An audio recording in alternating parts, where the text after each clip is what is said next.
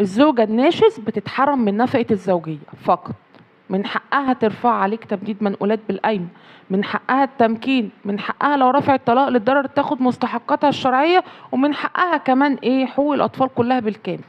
وبتتحرم من نفقة الزوجية لحد ما تدخل في طاعتك تاني، يعني لو دخلت النفقة تفضل تعد عليك. ماشي؟ في حركة كده الأزواج بيعملوها، يعملوا إنذار طاعة على عنوان وهمي أو عنوان الزوجة مش قاعدة فيه، فبالتالي ما بتعترضش خلال ال30 يوم ويروح يجري يعمل بردك دعوة النشوز ويفتكر ان هي خلاص بقت ناشز.